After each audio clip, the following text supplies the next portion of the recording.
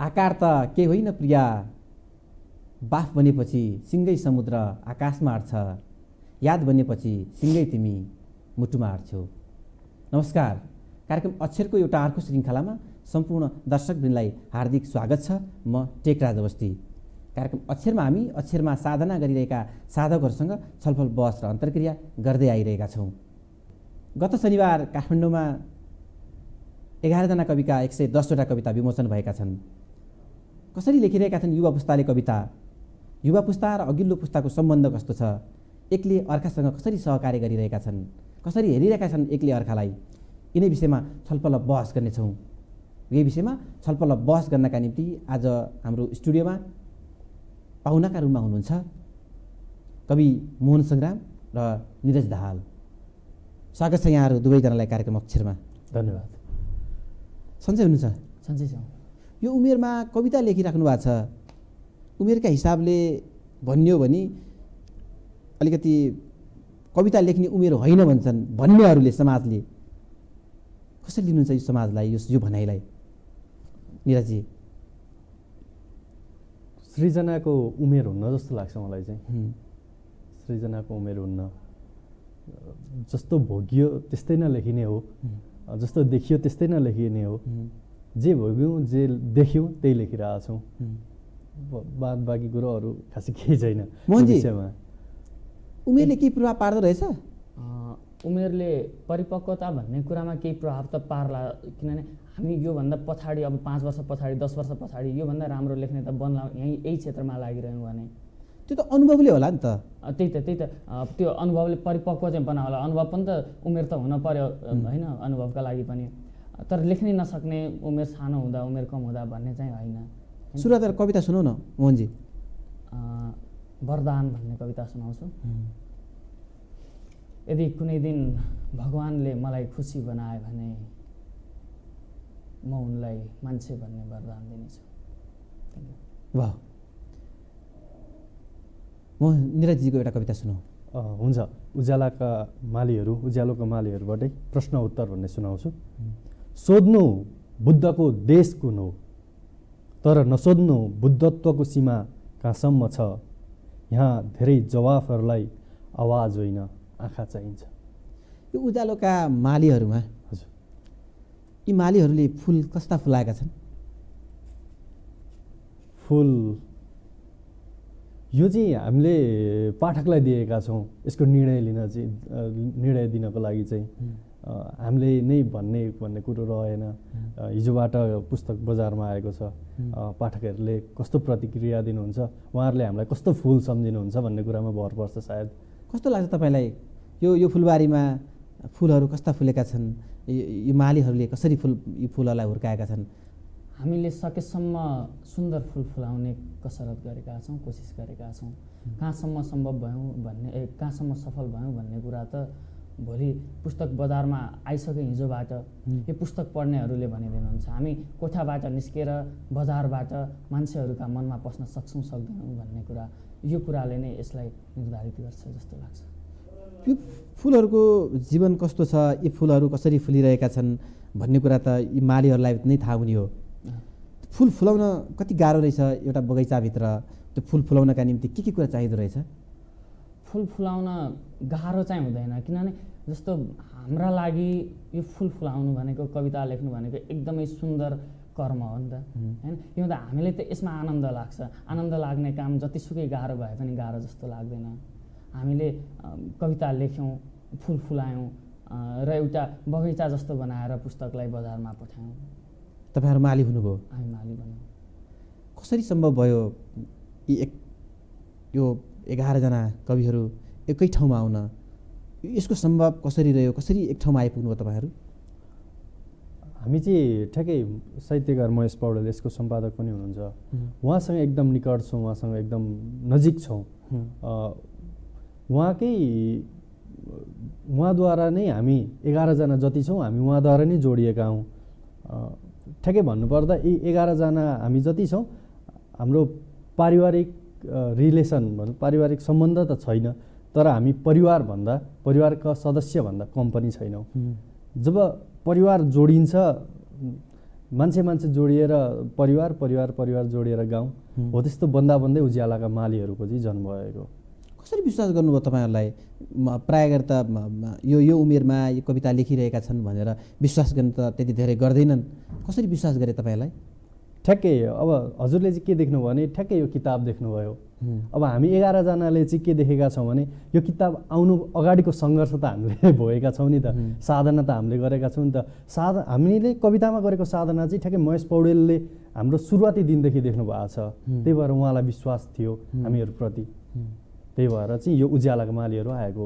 यसरी 110वटा कविता एकै ठाउँमा ल्याउँदा र 10 जना कवि 11 जना कवि एकै ठाउँमा आउँदाखेरि तपाईँहरू एक्लै कविता लेखिराख्नु भएको थियो, आफ्नो तरिकाले लेखिराख्नु भएको थियो, कुनै मान्छेसँग जोडिनु भएको थियो होला, विभिन्न मान्छेहरूसँग। हजुर, यसरी एकै ठाउँमा आउँदाखेरि के अनुभव भयो? के नयाँ कुरा सिक्नुभयो तपाईँहरूले?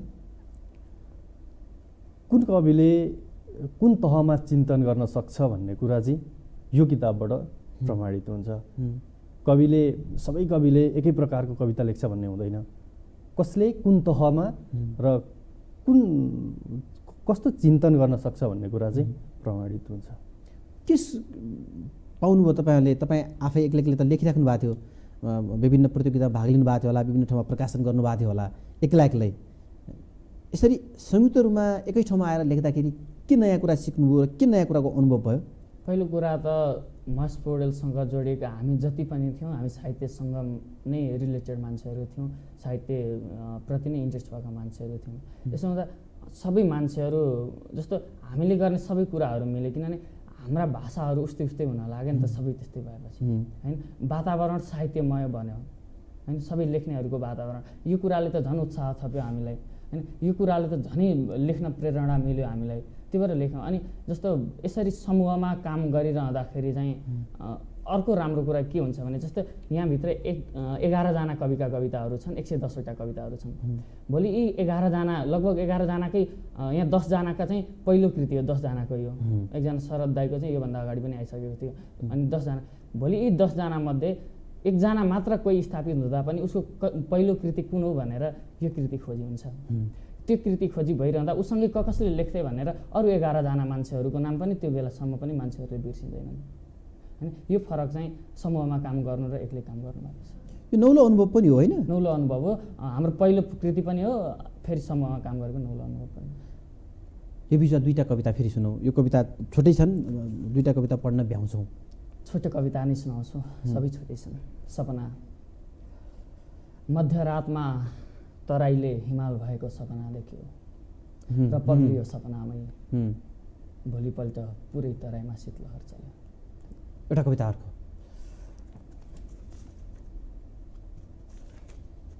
पुतलीको धर्म। तेर्सिएको बन्दुक, ड्याम्म आवाज, बन्दुकको नालबाट निस्किए केही थान पुतलीहरू। गोली थापिरहेको छ एउटा टाउको, पुतली खोजिरहेको छ एउटा फुल। हेरौँ बन्दुकबाट निस्किएका पुतलीहरूले कुन धर्म मान्छन्। दिनका निम्ति, सम्प्रेषण गर्नका निम्ति धेरै कुरा चाहिँदो रहेन छैन? हामीले चाहिँ लामो समयसम्म कसरत गऱ्यौँ त्यसैका लागि। जस्तो कविताहरू त लामा हामी पनि लेख्छौँ, यो खाले मात्र लेख्ने होइन। हामीले अरू कविताहरू धेरै लेखेका छौँ, तर के भने कविताको सबभन्दा जस्तो कविता लेखिसकेपछि चाहिँ सबभन्दा ठुलो कुरा चाहिँ के भने सकेसम्म थोरै शब्दमा सकेसम्म धेरै भाव त्योभित्र समेट्न सकियो भने त्यो चाहिँ सफल भएको भन्ने ठान्छु। जस्तो मैले अघि भर्खरै सुनाएको वरदान कविता थियो होइन, कुनै दिन भगवान्ले मलाई खुसी बनायो भने म उनलाई भगवान् बन्ने वरदान दिनेछु। यो भावमा योभन्दा धेरै कति लेखिरहन परेर दिने कुरा दिन सक्नु पर्यो। सकियो। आकारले कविता त पूर्ण भयो नि त, फेरि आकार त केही होइन। निरजजी 2टा कविता सुनौ न। देश भन्ने सुनाउँछु। वर्षौँ तिमी एउटा मैनालाई कैदमा राखेर माटो बढाऊ। वर्षौँ तिमी एउटा मैनालाई कैदमा राखेर माटो पढाऊ। अन्त्यमा ऊ स्वतन्त्र भएको दिन रुखमा नै फर्कनेछ। अलिकति अगाडि पनि हामीले उमेरका कुरा गऱ्यौँ, अनुभवका कुरा पनि गऱ्यौँ। लेख्नका निम्ति उमेर र अनुभव यी 2टा कुराले कति प्रभाव पार्छ? लेख्नको निम्ति प्रभाव पार्छ जस्तो चाहिँ मलाई लाग्दैन। अनुभव जस्तो मैले लेखिरह अब हामी 11जना कविले कविता लेखिरहेका छौँ। यो कविता धेरैले भन्नुहुन्छ यो 50भन्दा माथिको उमेरले लेख्ने कविता हो भनेर। हाम्रो अब 50सम्मको उमेर त छैन, उमेर छैन, अनुभव पनि छैन। मलाई त्यस्तो लाग्दैन। के कुराले प्रेरित गर्दो रहेछ, के कुराले आउँदो रहेछ त्यो लेख्नका निम्ति? धेरै अनुभव पनि आवश्यक भएन, धेरै अनुभव पनि आवश्यक भएन। तपाईँहरूको उमेर र अनुभव हेर्दाखेरि चाहिने चाहिँ के रहेछ त्यसो भए? चिन्तन र साधना जस्तो लाग्छ मलाई चाहिँ। साधना भने कस्तो प्रकारको साधना हो? लेख्नका निम्ति कस्तो साधना चाहिन्छ? त्यो पठनको साधना हो कि लेखनको साधना हो कि अध्ययनको साधना हो कि अनुसन्धानको साधना हो कि कस्तो प्रकारको साधना हो? साधना धेरै प्रकारको, धेरै तरिकाले गर्न सकिन्छ। जस्तो अध्ययन भयो, अर्को समाजसँग, अर्को सहरसँग खुलेर आउने कुरा भयो। जस्तो कविता लेख्छु भनेर बसिरहँदा कविता लेखिँदैन। जस्तो म एकदम बाटोमा हिँडिरहेको हुन्छु, बाटोमा आउँछ मलाई कविताहरू, बाटोमा फुर्छ के, 1-2 लाइन फुर्ने हो, अनि त्यसलाई आएर घरमा बसेर पकाउने हो। कविता चाहिँ त्यस्तो हो।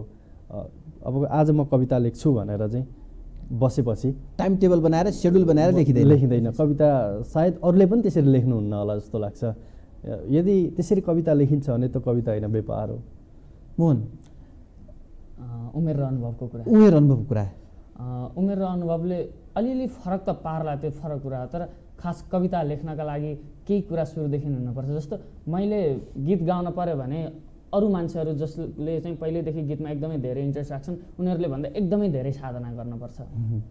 मेरो स्वरले साथ दिँदैन, अरू कुराले। कवितामा पनि यो चाहिँ हुन्छ, जसले पहिल्यैदेखि कविताप्रति कुनै न कुनै तरिकाले जानेर नजानेर कवितासँग नजिक छ, जानेर नजानेर त्यो कवितामय वातावरणसँग नजिक छ, त्यो मान्छेहरूले अलि सजिलै कविता लेख्न सक्छन्, अलि चाँडै कविता लेख्न सक्छन् र जानी नजानी भए पनि कविता लेख्न सक्छन्। र एकजना मान्छे जो प्रोफेसर भइसकेका छ अथवा विद्वान भइसकेका छ भन्दैमा, अथवा धेरै पढेको छ भन्दैमा, अथवा उमेर धेरै भइसकेको छ भन्दैमा त्यो मान्छेले म कविता लेख्छु भन्ने चाहेर मात्र पनि कविता लेख्न सक्दैन। झट्ट हेर्दा, झट्ट सम्झिँदा समाजले कसरी सम्झिन्छ भने कवि भनेको अलिकति पाको, अलिकति अलिअलि कपाल फुलेको, अलिअलि दारी फुलेको त्यो मान्छेलाई चाहिँ मान्छेले कविका रूपमा हेर्छ। आजसम्मको परम्परा यो समाजले, पाठकले कति पत्याएका छन् यो उमेर समूहलाई? कति पत्याउँदा रहेछन्? अहिलेसम्म चाहिँ एक हदसम्म चाहिँ विश्वास गरिराखेकै छन्। हाम्रा कविताहरू जस्तो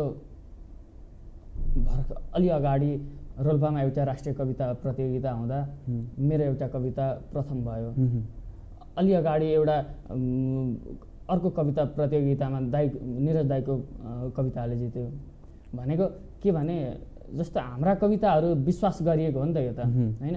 हिजो कविता जानेका मान्छेहरूले मूल्याङ्कन गर्दाखेरि हामीले लेखेका कविता पनि कवितै भएछन्, राम्रै कविता भएछन् भनेर मूल्याङ्कन गरेको। त्यो पछाडि जस्तो यही कुरा अहिले त सञ्चारको चाहिँ यत्रो धेरै विकास भइरहेको छ। हाम्रा कविताहरू त्यहाँ जितेका खबरहरू मान्छेहरूसम्म पुग्छन्, त्यहाँ जितेका कविताहरू मान्छेसम्म पुग्छन्। यो हुँदा अरू त्यो पछाडि मान्छेहरूले अरू पनि खोज्न थाल्छन्। त्यसपछि मान्छेहरूले उमेर बिर्सेर कविता मात्र हेर्छन् र विश्वास गर्न थाल्छन्। अहिले मान्छेहरूले विश्वास चाहिँ गर्छन्। रोल्पामा जुन कुरा तपाईँले उठाउनुभयो, रोल्पामा एउटा भव्य साहित्यिक प्रोग्राम भएको थियो। त्यो कार्यक्रममा देशका प्रतिष्ठित व्यक्तिहरू पनि त्यहाँ पुगेका थिए र प्रतिष्ठित कलाकार, प्रतिष्ठित साहित्यकार त्यहाँ पुगेका थिए। त्यहाँ तपाईँ प्रथम हुनुभएको थियो। त्यो कविता याद छ? कविता झोलामा देश। अत्यन्तै सजग भएर वर्षौँदेखि हिँडिरहेको छ एउटा मान्छे झोलामा देश बोकेर। उसलाई डर छ, अलिकति हल्लियो भने रारा छचल्किन्छ, अलिकति निहुरियो भने सगरमाथाले बिजाउँछ। दाहिने गोजीमा राखेको टिस्टा कहाँ हरायो, देब्रे गोजीमा राखेको काँगडा कहाँ खस्यो, ऊ हरेक पटक फरक फरक जवाफ दिन्छ, घडीले दिने जवाफ जस्तो। झोलाबाट निकालेर एकखिले युवाहरू देशको नक्सा जस्तै कागजमा बेर्छ, हात तन्काएर खाडीको आगोमा झुस्छ, हात खुम्चाएर आँखा चिम्लेर चुस्छ, धुवाँ आफू लिन्छ, खरानी झोलामा राख्छ। कहिलेकाहीँ जब उसलाई थकाइ लाग्छ झोलालाई अगाडि राखेर विश्राम लिन्छ मुलायम चौरमा र झोलाभित्र भगवानको चारो हालिदिन्छ। झोलाभित्र झगडा हुन्छ आफ्ना भगवानका लागि। जब झोलाभित्र भगवानको रुचि घट्छ उसले एक मुठी पुर्खाको हड्डी बचुल्छ र झोलाभित्र हुर्याउँछ। फेरि घम्साघम्सी हुन्छ झोलाभित्र आफ्ना पुर्खाहरूका लागि। बेला बेला झोलाभित्र नाकको उचाइ, आँखाको आयतन, जिब्रोको गति, यस्तै यस्तै विषयहरूमा झगडा हुन्छ। यो सब देखेर उसलाई आनन्द महसुस हुन्छ। जस्तो कि भर्खरै ठुलो युद्ध जितेर ऊ पिपलको फेदमुनि श्वास लिइरहेको छ। जस्तो कि वर्षौँपछि भेटिएकी आफ्नी प्रेमिकाको काखमा ऊ निदाएको छ। झोलाभित्र गुन्जिने बन्दुकको ध्वनि उसलाई गीत जस्तो लाग्छ। झोलाभित्र खेलिने रगतको होली ऊ नाटक सम्झेर हेर्छ। झोलाभित्र सारङ्गी बज्यो भने उसको कान पाक्छ। झोलाभित्र सेतो परेवा देख्यो भने उसको छातो जान्छ। कुकुरलाई हड्डी देखाए झैँ कुनै सुन्दर वस्तु देखाउँछ बाहिरैबाट। झोलाभित्र एकछिन ताली बज्छ, त्यो ध्वनिमा ऊ नाच्न थाल्छ। कहिले झोलाभित्र एउटा सानो पाल पारिदिन्छ। झोलाको एउटा कुनामा उज्यालो हुन्छ। अँध्यारोमा परेकाहरूले आन्दोलन गर्छन्। त्यो ध्वनिमा ऊ नाच्न थाल्छ। दक्षिणतिर उत्सव हुँदा झोला उत्तरतिर फर्काउँछ। उत्तरतिर उत्सव हुँदा झोला दक्षिणतिर फर्काउँछ। दुवैतिर शान्त भयो भने गोजीबाट कालो चस्मा झिकेर आँखामा लगाउँछ। शिर ठाडो बनाउँछ, हात माथि उठाउँछ, मन्द हाँसो हाँस्छ। यसरी छुट्टा छुट्टै अनुहारमा फरक फरक हुलियामा वर्षौँदेखि हिँडिरहेको छ एउटा मान्छे झोलामा देश बोकेर। झोलाभित्र झगडा हुन्छ आफ्ना भगवान्का लागि। धेरै कुरा भन्नै परेन निरजजी। त्यो समाजले कति पत्याउँछ तपाईँको उमेर समूहलाई?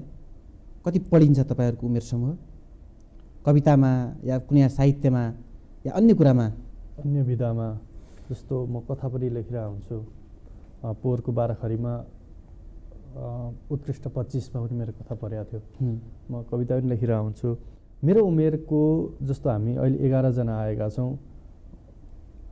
अहिले देशमा हेर्नुपर्दा गजलकार र कवि चाहिँ धेरै हुनुहुन्छ होइन। अब धेरै हुनुहुन्छ, त्यसबाट छानिँदै आउनुभएको छ र त्यो छानिने क्रम चाहिँ पाठकले निर्धारण गर्ने हो। कसरी छान्ने भने पाठकले छान्नुहुन्छ।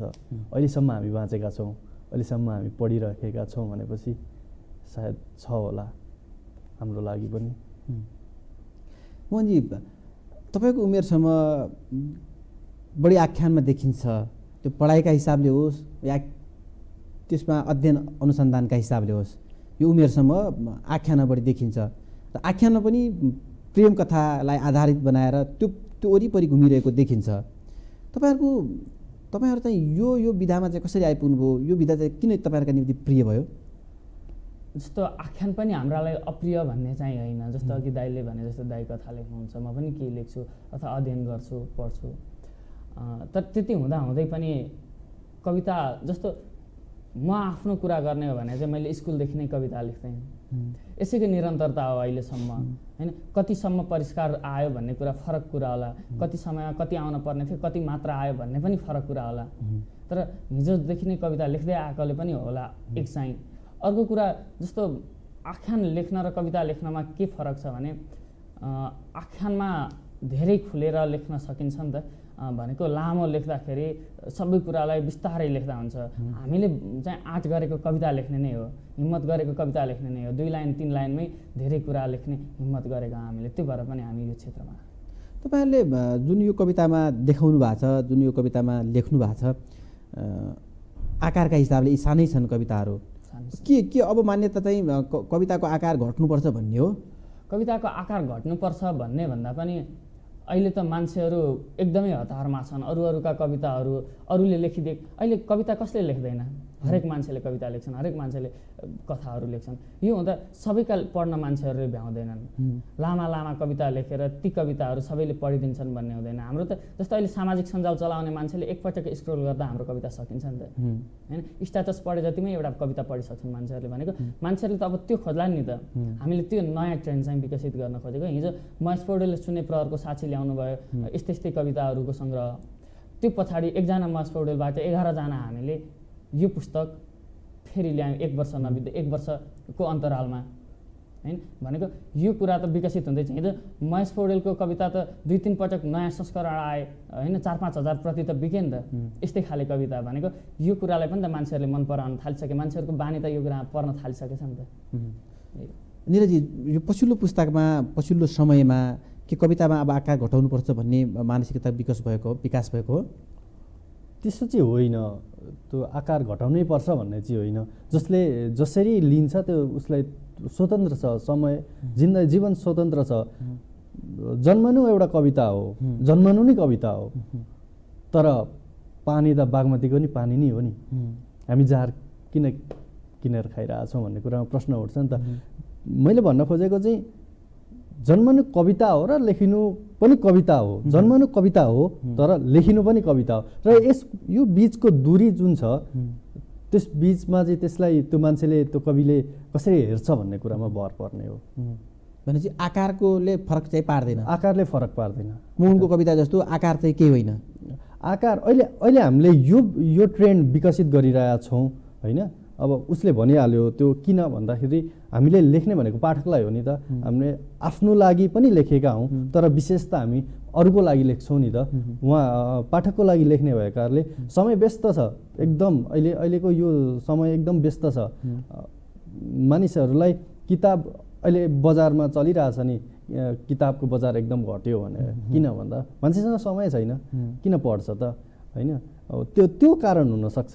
र उसले भने जस्तै आकारमा त्यस्तो छैन। हामी पनि लेख्छौँ लामा कविताहरू, 4-5 पेजकै कविताहरू मेरा पनि होला, मेरा पनि छन्। तर आकारले गर्ने होइन कवितामा त्यो सुक्ति, जुन सुक्ति चाहिँ हुन्छ त्यो सुक्तिले गर्ने हो जस्तो लाग्छ मलाई। मोहनजी जस्तो तपाईँले जुन यो कविता लेखिराख्नु भएको छ, यो किताबमा कविता छानिए है, तपाईँहरू सबै कविता छान्दाखेरि चाहिँ कुन मापदण्ड अपनाइयो? तपाईँहरूलाई कसरी कविताहरू यो किताबमा पढे र यो किताबमा कविता पढ्नका निम्ति के कुराहरू तपाईँहरूले त्यो प्रक्रिया पुरा गर्नुभयो? जस्तो हामीले पहिलेदेखि कविता लेख्थ्यौँ, दुवै खाले कविता लेख्थ्यौँ, लामा आकारका छोटा आकारका दुवै खाले कविता लेख्थ्यौँ। र बिचमा अब एउटा सङ्ग्रह ल्याउन त संयुक्त सङ्ग्रह भन्ने विषयमा छलफल भयो। छलफल भएपछि हामीले आफ्ना कविताहरू पठायौँ। यहाँ 10-वटा छन् तर हामीले 10वटा मात्र पठाएनौँ, त्योभन्दा ठुलो सङ्ख्या आले कविताहरू पठायौँ। त्योबाट जस्तो यहाँ सम्पादक महेश पौडेल हुनुहुन्छ, निरज दाई आफैले हेर्नु भएको छ कति कविता, अरू अनिल दाईहरू अरूले हेरेर तीमध्येबाट छानिएका यी कविताहरू हुन्। कविता जो तपाईँले 10वटा कविताभन्दा बढी कविताहरू पठाउनु भएको छ, पठाएका हौँ। त्यसपछि त्यहाँबाट छानिँदै त्यो 10वटा कविता राखेर अनि 110वटा कविता यहाँ राखियो। 2टा कविता सुनौँ, तपाईँलाई आफूलाई मन परेका अरूका कविता यो किताबभित्र। सुदर्शन पौडेलको कविता समानान्तर। एउटा डाक्टर छ जो रक्सी पिएर हिँड्छ, एउटा मलामी छ जो मृत्युको सपना देख्छ, एउटा पुतली छ जो आगोलाई गिज्याइरहन्छ, एउटा सन्यासी छ जो हर रात बिस्तारा बिगार्छ, एउटा चुरोट छ जो बारम्बार ओठ चुमिरहन्छ र अर्को म छु फगत तिमीलाई प्रेम गरिरहन्छ। एउटा अर्को अधिप अधिकारीको असन्तुष्टि। राष्ट्रियता, देश, मानव या मानवता। प्रहरी समक्ष चमेलीले भने देशको माटोमा पति र पतिको छाटोमा देश राख्दा गर्व हुँदो रहेछ तर गर्व नहुँदो रहेछ। म वियोगलाई धैर्यले जितेर बोक्सी हुन सक्दिनँ। गर्व हुँदो रहेछ तर गर्व नहुँदो रहेछ, धेरै कुरा भनिराख्नै परेन। निरजी 2टा कविता सुनाउन, तपाईँका बाहेक तपाईँलाई मन परेका यो भित्रका। हुन्छ, म अनिल हतिवडाकै सुनाउँछु, सङ्गालिएको अतीत। म 2टा कविता सुनाउँछु र 2टा कविता बारेमा चाहिँ के भन्छु भने म 1000 वर्षभन्दा बढी बाँचेँ भने नि यो कविता लेख्न सक्ने थिएन होला सायद। सङ्गालिएको अतीत। तिमीले धेरै पहिले पैसा भनेर दिएको पिपलको पात बालापनको खेल भनेर सजिलै भुलिदियौ। म मूर्ख अझै त्यही पात लिएर सम्बन्धहरू किन्न बजारमा भौतारिरहेछु। म मूर्ख अझै पनि त्यही पात लिएर सम्बन्धहरू किन्न बजारमा भौतारिरहेछु। अर्को सुनाउँछु, सुदर्शन पौडेल, सान्तवना। मानौ कुनै कैदीले सजाएको हो कारागारको भित्ता, कुनै किशोरीले बनाए जस्तो बुर्कामा बुट्टा, कुनै भिखारीलाई दिए जस्तो च्यातिएको नोट, समयले मलाई मर्ने सान्तवना दिएर धरतीमा पठाएको छ। 1000 वर्ष बाँचेँ भने म चाहिँ यी कविता लेख्न सक्दिनँ। मोहन, जस्तो अघिल्लो पुस्ता र पछिल्लो पुस्ताको सम्बन्ध त्यति धेरै छैन भनिन्छ र एकले अर्कालाई पत्याउने र एकले अर्कासँग सहकार्य गरेर जाने अवस्था आजसम्म देखिएको छैन भनिन्छ र केही व्यक्तिहरू बाहेक, केही मान्छेहरू बाहेक। कस्तो छ सम्बन्ध अघिल्लो पुस्ता र पछिल्लो पुस्ताको? कहिलेकाहीँ हामी निराश हुन्छौँ। हामीभन्दा माथि अग्रज पुस्ताहरूले हाम्रा कविताहरूलाई, हामीले लेखेका अरू कुराहरूलाई नजरअन्दाज गरिदिँदा अथवा हामीले जुन कुरो चाहेका थियौँ उनीहरूबाट त्यो नपाउँदा। तर थोरै मान्छेहरू छन् जस्तो फेरि पनि नाम बनाउँ हुन त पटक पटक भनिराखेको छ सम्पादक महेश पौडेलले हिजो जुन गर्नुभयो, त्यो अग्रज पुस्ता भएर पछाडिका युवा पुस्ताहरू, अझ भनौँ कलिला पुस्ताहरू, हामी त 50 साल पछि जन्मिएका मान्छेहरू छौँ सबै। 60 साल 70 सालतिर कविता लेख्न थालेका मान्छेहरू, अथवा त्योभन्दा अलि अगाडि 60 र 70 को बिचमा कविता लेख्न थालेका मान्छेहरू छौँ प्राय। भनेको उहाँले चाहिँ गर्नुभयो। तर प्रायहरूले चाहिँ जस्तो आफू लेखक बनिसकेपछि अर्को नयाँ पुस्तालाई संरक्षण गर्ने काम धेरैबाट हुँदैन। यो कुराले हामीमा एक खाले निराशा चाहिँ हुन्थ्यो बेला बेला होइन। अहिले त एक ठाउँ हामीले समात्ने हाँगो पाएका छौँ, एक ठाउँ टेक्ने हाँगो पाएका छौँ, तर धेरै मान्छेहरूले त पाएका छैनन् नि त। भनेको अझै पनि त भर्खर लेख्न थालेका मान्छेहरू छन्, यही वर्षदेखि कति मान्छेहरूले लेख्न थालिरहेका छन्। ती मान्छेहरूलाई प्रोत्साहनको आवश्यकता चाहिँ छ। तर साहित्यमा यो हुनपर्ने हो, जति हुनपर्ने त्यति भएको छैन। जस्तो तपाईँहरूको यो कविताको यो पुस्तक विमोचन भएको दिन पनि चर्चित कवि गीता त्रिपाठी, त्यसपछि मदन पुरस्कार प्राप्त गरिसकेकी नीलम कार्की निहारीका, उहाँले तपाईँहरूको कवितामाथि बोल्नुभएको थियो। त्योभन्दा पछाडि उहाँहरूको प्रतिक्रिया के रह्यो? तपाईँहरूसँग अनौपचारिक कुरा रहँदा गर्दा उहाँले के भन्नुभयो, के सन्देश रह्यो तपाईँहरूसँग? जस्तो गीता त्रिपाठीले त्यहीँ पनि भन्नुभएको थियो, यी कविताहरूलाई मैले साना केटाकेटीहरूले लेखेका हुन् भनेर पढेको थिएँ भने मैले पछुताउन पर्थ्यो पछाडि। मैले उनीहरूको उमेरलाई बिर्सेर कविता पढेँ। त्यो कविता पढिरहँदा मलाई यी युवाहरूले लेखेको कविता जस्तो लागेन, यी भर्खर लेख्न थालेका मान्छेहरूले लेखेको कविता जस्तो लागेन। गीता म्यामले त्यहीँ भन्नुभएको थियो होइन। पछाडि पनि यस्तै कुराहरू भयो। भनेको जस्तो त्यो बेला त हिजो हामीले जसले बोल्नुभयो हाम्रो बारेमा, किताबको बारेमा, हरेकबाट प्रोत्साहन मिल्यो होइन। हरेकले राम्रो नै भन्नुभयो लगभग। यसो हुँदा यो कुराले चाहिँ हामीले योभन्दा अझ राम्रो लेख्नुपर्छ भन्ने त्यो प्रोत्साहन चाहिँ मिलेको छ। तपाईँसँग त्यो अघिल्लो पुस्तासँगको सहकार्य, सँगसँगै हिँड्ने त्यो अनुभव चाहिँ कस्तो छ? तपाईँहरूले त्यो कुरा के भोग्नुभयो कि भएन? कवितामा ठ्याक्कै आएको म 63 र 65 को बिचबाट हो र काठमाडौँ 70बाट फेरि छिर्दा चाहिँ मैले सिधै महेश पौडेलसँग नै मेरो सहकार्य बढेको र अगाडिको पाटोलाई हेर्दाखेरि पनि अघिल्लो पुस्ताले पछिल्लो पुस्तालाई चाहिँ साथ नदिएको अवस्था चाहिँ छ। अहिले पनि त्यो छ? अहिले पनि छ। किनकि अहिले नाम नभनौँ, धेरै लेखकहरू हाम्रो मात्रै होइन, धेरैको मेसेजसम्म सिन गर्नुहुन्न। जस्तो महेश पौडेललाई मैले फ्रेन्ड रिक्वेस्ट पठाउँदा पहिलो मेसेज उहाँबाट आएको थियो। युथसँग उहाँको प्रेम छ। जस्तो महेश पौडेल, नवराज लम्साल, गीता त्रिपाठी हिजो जुन बोल्नुभयो दिदी, उहाँहरू हातका औँलामा गनिन्छन् जति चाहिँ अघिल्लो पुस्ताले पछिल्लो पुस्तालाई हात दिन्छ। उहाँहरू चाहिँ सीमित हुनुहुन्छ। तर यो चाहिँ एकदम यसले चाहिँ नयाँ प्रतिभालाई निराश चाहिँ बनाउँछ, एकदम निराश चाहिँ बनाउँछ। पहिलेदेखि हेर्ने हो भने देवकोटाले उभ्याएका कति छन् त कवि, लेखनाथ पौडेलले उभ्याएका कति छन् त कवि। योभन्दा अघिका कविहरू या त्यो पुस्ताका साहित्यकारहरू आफू मात्रै अगाडि बढे र पछिल्लो पुस्ता चाहिँ विकास गर्दै हिँडेनन्। जति विकसित हुँदै गए आफ्नै कारणले हुँदै आए।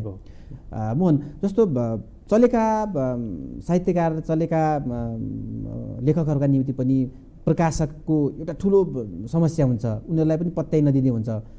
कसरी पत्याउनु भयो तपाईँहरूलाई प्रकाशकले? त्यो वातावरण चाहिँ कसरी बन्यो? अघि पनि एउटा चर्चा के भयो भने जस्तो आख्यान चाहिँ धेरैले पढ्छन्, कविता पढ्ने मान्छेहरू यसै पनि सीमित छन्। भनेको कविताको आख्यान बराबर किताब बेच्न पनि सकिँदैन होइन। यस्तो अवस्थामा फेरि हामी त भर्खर लेख्न थालेका मान्छेहरू हौँ। हामीले विश्वास गर्न खासै चाहिँ जस्तो प्रकाशकले पनि महेश पौडेलप्रतिको विश्वासले हामीलाई विश्वास गरेपछि हाम्रा कविताहरू हेरे। यी कविताहरू हेर्दा प्रकाशकले जहाँसम्म बुझे यी कविताहरू शक्तिशाली त लागे। फेरि हामी पनि जस्तो यहाँ मध्ये आएका सबै नयाँ नाम मात्र होइनौँ। थोरै जस्तो यो किताब आउनुभन्दा अगाडि पनि कम्तीमा यो सर्कलसँग चाहिँ लेख्ने सर्कलहरूसँग चाहिँ घुलमिल भएका मान्छे थियौँ र त्योभन्दा बाहिरका पनि केही मान्छे। समस्या त देख्नुहुन्छ नि होइन? समस्या त चाहिँ छ नि, समस्या त छ, प्रकाशकले नपत्याउने समस्या त छ। त्यो माथि कवितालाई त अझ धेरै। हामी कार्यक्रमको अन्तिमतिर छौँ। धेरै कुराहरू आए, धेरै कुरा आउन बाँकी नै छ। अन्तिममा भन्नुपर्ने कुराहरू केही छन्? अन्तिममा भर्खर हामीले एउटा हिम्मत गरेका छौँ। उज्यालोका मालीहरू हिजोबाट हामी मैदानमा आएका छौँ, बजारमा आएका छौँ। हामीले प्रोत्साहन हाम्रा पाठकहरूबाट मिल्ने हो। जसले पढ्नुहुन्छ हामीलाई म्यासेजमा, हामी अहिले त सामाजिक सञ्जाल छ, फेसबुकमा आएर म्यासेजमा अथवा यहाँनिर इमेल एड्रेस छ हामी सबैको, इमेलमा हामीलाई प्रतिक्रिया दिनु होला, हामीले सुध्रिने मौका दिनु होला, नराम्रो लागेका सबै कुराहरू भनिदिनु होला, राम्रो लागेका पनि भनिदिनु होला। अन्तिममा भन्नुपर्ने कुराहरू केही छन्? अन्तिममा किताब लिएर आएका छौँ, यो एउटा चुनौती हो। हिँड्नु सबैभन्दा गाह्रो काम हो र हिँड्न सिकाउनु त्योभन्दा ठुलो काम हो, त्योभन्दा ठुलो कठिन काम हो। सम्पादकप्रति नमन। हामी बजारमा आएका छौँ, पाठकहरूलाई यो किताब उपहार जत्तिकै छ, तपाईँहरूले पढेर प्रतिक्रिया दिनुहोस्। समीक्षाको लागि हामी हृदयमा जुन बोकेर हिँड्ने सन्तान हौँ, समीक्षाको लागि हृदय सधैँ खुल्ला छ। समय उपलब्ध गराइदिनु भयो यहाँहरू दुवैजनालाई कार्यक्रम अक्षर र यो हो टेलिभिजनको तर्फबाट हार्दिक धन्यवाद। धन्यवाद। आजलाई कार्यक्रम अक्षर यति। अर्को श्रृङ्खलामा अर्को विशेष मुद्दाका साथ उपस्थित हुनेछौँ। त्यतिन्जेलसम्म म कार्यक्रम सञ्चालक टेकराज अवस्थी पनि बिदा हुन्छु। हेर्दै गर्नुहोला यो हो टेलिभिजन। नमस्कार।